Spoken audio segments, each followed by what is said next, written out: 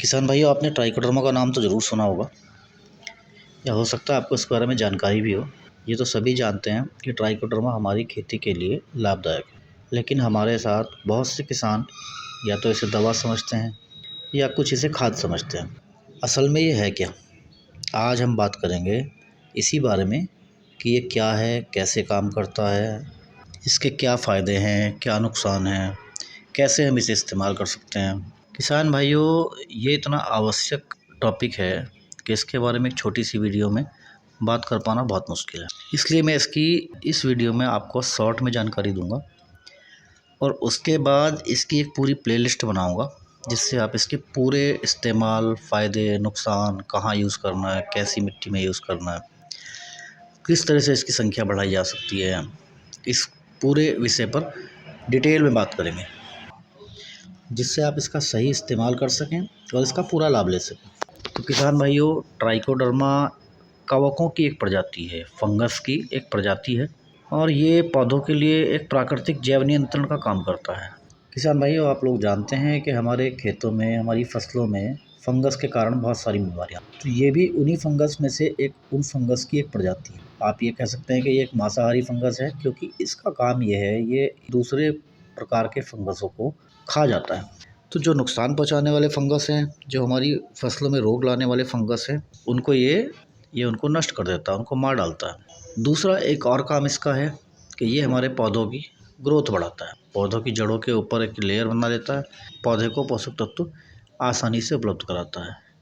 तो इसके दो फंक्शन हैं, एक ये हानिकारक कवकों को मार देता है और दूसरा ये हमारी जड़ों को प्रोटेक्ट करके पोषक तत्वों को जड़ों तक पहुंचाने में मदद करता है। इसलिए किसान भाई, ये ट्राइकोडर्मा हमारे खेतों के लिए बहुत उपयोगी है। ये ना तो किसी प्रकार की कोई दवा है और ना ये कोई खाद है। ये सूक्ष्म जीव है जो हमारी मिट्टी में पहले से मौजूद थे। हमने मिट्टी में केमिकल दवाइयाँ डाली, अनेक प्रकार के केमिकल खाद डाले, तो उनकी वजह से इसकी संख्या हमारी मिट्टी में कम हो गई है। इसीलिए हमारे खेतों में अब फंगस जनित रोग बढ़ चुके हैं। और किसान भाई, ये फंगस जनित ही नहीं, ये केवल फंगस जनित रोगों को ही या कवक जनित रोगों को ही नहीं रोकता, ये हमारे खेतों में कीटों का नियंत्रण भी करता है। कुछ हद तक ये हमारी फसलों में कीटों का नियंत्रण भी करता है। किसान भाइयों, ये इतना लाभदायक है कि आप इसे फॉयलर ग्रेड में भी यूज़ कर सकते हैं, यानी आप इसका पत्तियों पर छिड़काव भी कर सकते हैं, आप इसे ड्रेंचिंग भी कर सकते हैं और आप इसे मिट्टी में भी दे सकते हैं। ये तीनों तरह से काम करता है। तीनों जगह इसकी उपयोगिता अलग अलग है। अगर आप मिट्टी में डालते हैं तो ये मिट्टी में रहने वाले जितने भी फंगस हैं उन सबको नष्ट कर देगा। अगर आप पत्तियों के ऊपर डालते हैं तो जैसा आपकी गन्ने की फसल में पोका बोइंग या धान की फसल में ब्लाइट, इन रोगों से आपकी फसलों को मुक्त कर देगा। अब किसान भाइयों, बात आती है कि हमारे पास बहुत सारे इंसेक्टिसाइड, बहुत सारे फंगीसाइड्स उपलब्ध हैं, बहुत सारी दवाएँ उपलब्ध हैं, तो फिर हम इसका इस्तेमाल क्यों करें?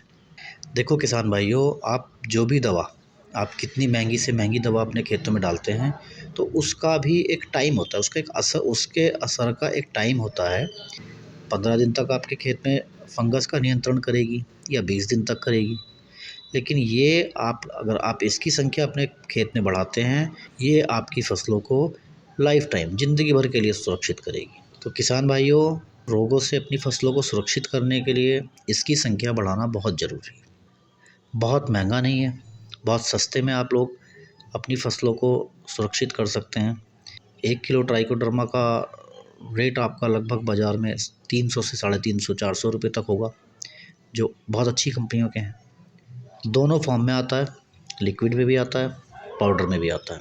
इसके इस्तेमाल का आपको ख़ास ख्याल रखना। इसका इस्तेमाल आप DAP के साथ ना करें।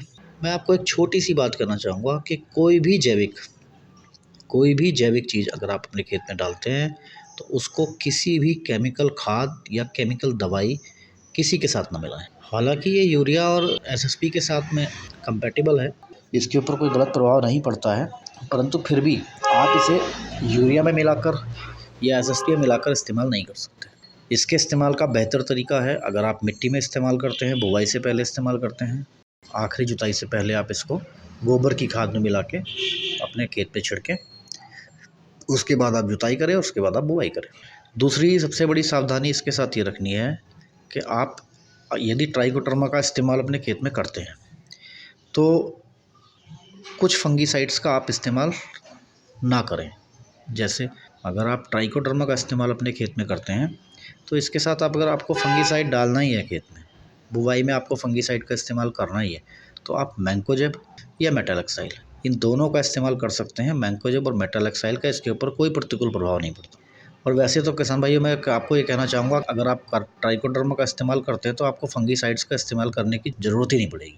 तो किसान भाइयों आज ये मैंने आपको संक्षिप्त में इसके बारे में जानकारी दी है।